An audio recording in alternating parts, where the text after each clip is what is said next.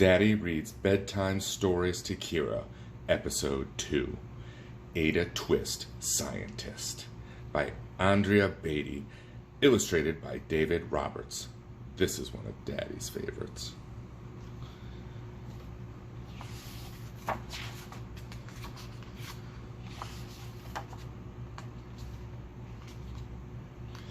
Ada Marie, said not a word till the day she turned 3. She bounced in her crib and looked all around, observing the world but not making a sound. She learned how to climb and made her big break with a trail of chaos left in her wake. She ran through the day chasing each sound in sight and didn't slow down till she conked out at night. Her parents were frazzled but tried not to freak as Ada grew bigger and still did not speak.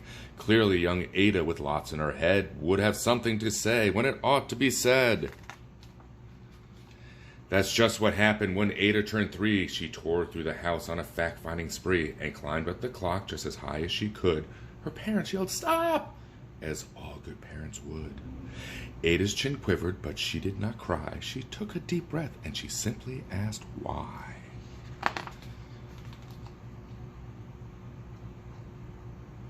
Why does it tick and why does it talk? Why don't we call it our granddaughter clock? Why are there pointing things stuck to a rose? Why are there hairs up inside of your nose? She started with why and then what, how, and when. By bedtime she came back to why once again. She drifted to sleep as her dazed parents smiled at the curious thoughts of their curious child who wanted to know what the world was about. They kissed her and whispered, "You'll figure it out." Her parents kept up with their high-flying kid, whose questions and chaos both grew as she did.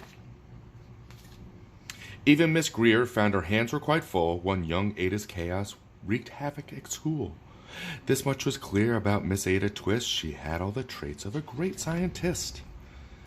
Ada was busy that first day of spring, testing the sounds that make mockingbirds sing, when a horrible stench whacked her right in the nose, a pungent aroma that curled up her toes. "Zowie," said Ada, which got her to thinking, what is the source of that terrible stinking? How does a nose know there's something to smell, and does it still think if there's no nose to tell? She rattled off questions and tapped on her chin. She started at that start where'd she ought to begin. A mystery, a riddle, a puzzle, a quest. This was the moment that Ada loved best.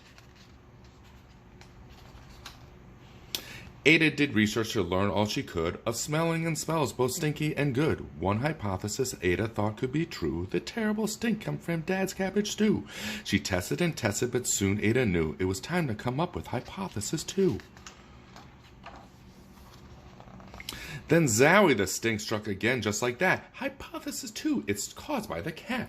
The cat couldn't make such a stink on its own. It needed perfume and some fancy cologne. So young Ada tested. The test was a flop. She started again, but her parents yelled, "Stop!"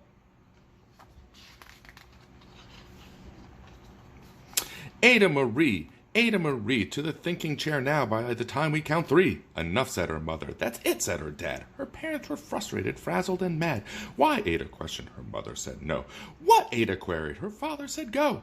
You've ruined our supper. You've made the cat stink. Enough with your questions. Now sit there and think. She looked at her parents. Her heart turned to goo. Poor Ada Twist didn't know what to do. She sat all alone by herself in the hall, and Ada once more could say nothing at all.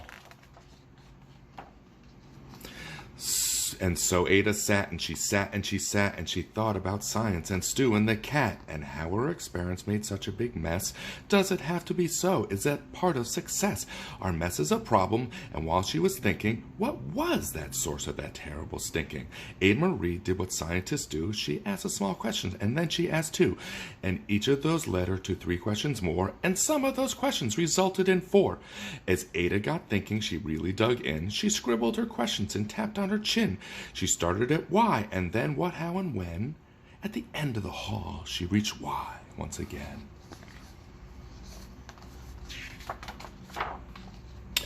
Her parents calmed down, and they came back to talk. They looked at the hallway and just had to gawk.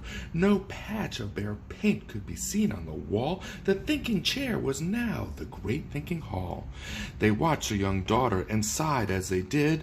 What would they do with this curious kid who wanted to know what the world was about? They smiled and whispered, "We'll figure it out." And that's what they did, because that's what you do when your kid has a passion and heart that is true. They remade their world, and now they're all in the act of helping young Ada sort fiction from fact.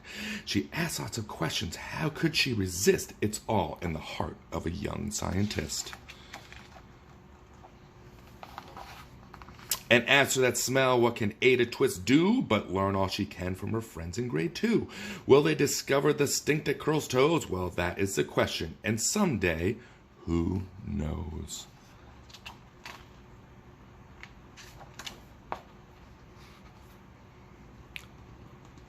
The end. Good night, Keira. I love you.